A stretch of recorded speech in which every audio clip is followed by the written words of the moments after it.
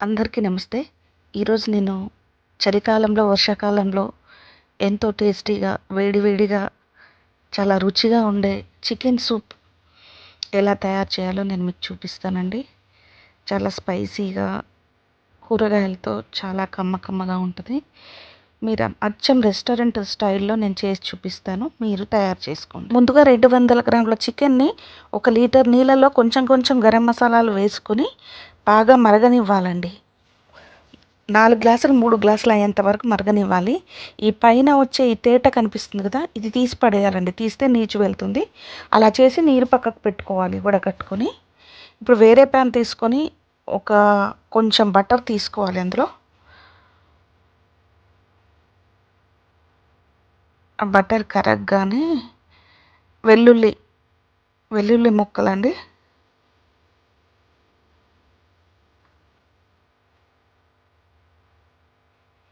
అవి కొంచెం వేగగానే ఇప్పుడు కూరగాయలు మన ఇష్టం ఉన్న కూరగాయలు తీసుకోవచ్చండి. నేను ఇక్కడ బీన్స్ తీసుకున్నాను, క్యాప్సికమ్ తీసుకున్నాను, బఠానీ, పచ్చి బఠానీ తీసుకున్నాను, క్యాబేజ్ అన్నీ ఒక కప్పు చిన్న కప్పు మోతాదులో, క్యారెట్ మరీ ఎక్కువ కాకుండా చిన్న కప్పు మోతాదులో అన్నీ తీసుకున్నానండి కూరగాయలు. పచ్చిమిర్చి, చిల్లీ సాస్ వేయకుండా నేను డైరెక్ట్ పచ్చిమిర్చిని వేసుకున్నానండి ఇందులో. హై ఫ్లేమ్ మీద ఒక 3-4 నిమిషాలు మగ్గనివ్వాలండి వీటిని. ఇందులో కూడా ఒక బిర్యానీ ఆకు, కొంచెం కొంచెం మసాలాలు వేసుకుంటానండి. ఎట్లాగో మనం చికెన్ ఉడకబెట్టేటప్పుడు కూడా ఆ వాటర్లో కూడా కొంచెం వేసుకున్నాం కదా, ఇందులో కూడా కొద్దిగా ఫ్లేవర్ కోసం వేసుకోవాలి.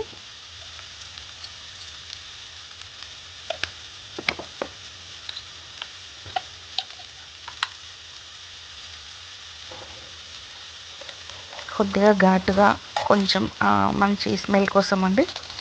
ఈ జాజికాయ కొద్దిగా సరిపోతుందండి, ఎక్కువైతే అదే స్మెల్ ఉంటుంది మొత్తం.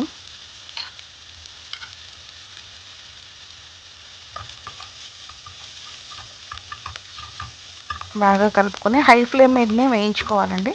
ఎక్కువసేపు ఏం వేయించుకోము, 3-4 నిమిషాలే కాబట్టి హై ఫ్లేమ్ మీదనే ఉంచాలి.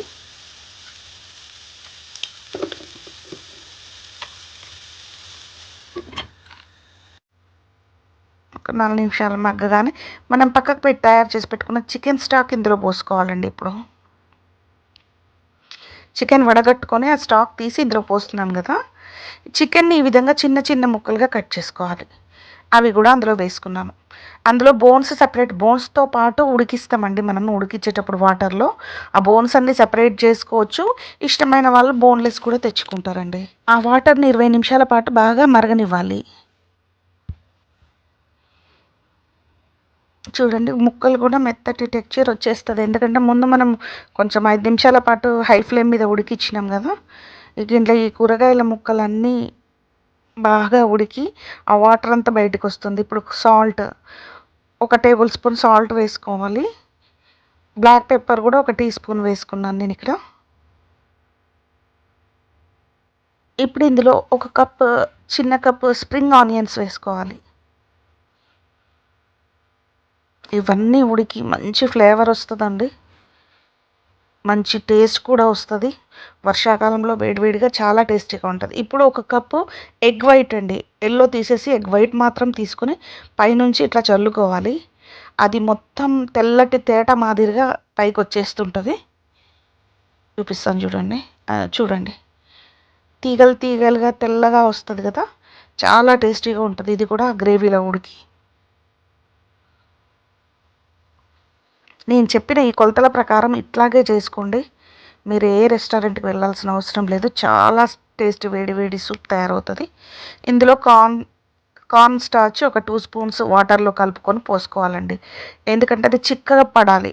కొంచెం ఆ సూప్ అనేది కొంచెం చిక్కటి టెక్స్చర్ రావాలి కదా, మరీ నీళ్ళున్నా బాగుండదు, మరీ చిక్కగా ఉన్నా బాగుండదు. ఇందులో కొంచెం soya sauce, 1 table spoon soya sauce, 1 table spoon టమాటా సాస్ వేసుకోవాలి. అంతే అండి. ఇలా మనం ఒక సన్నని మంట మీద ఇప్పుడు ఒక 2-3 నిమిషాలు, అవసరమైతే 5 నిమిషాలు వరకు అంతే. మన ఆ చిక్కదనాన్ని బట్టి కలుపుకుంటూ చేసుకుంటే చక్కటి సూప్ రెడీ అవుతుంది. అసలు మీరు ఆ టేస్ట్ చూసి ఆస్వాదిస్తే ఇంకా అసలు బయటకు ఎప్పుడు రెస్టారెంట్లో ఎప్పుడు చేసుకోరు, మీ చేతితోటే స్వయంగా చేసుకుంటారు.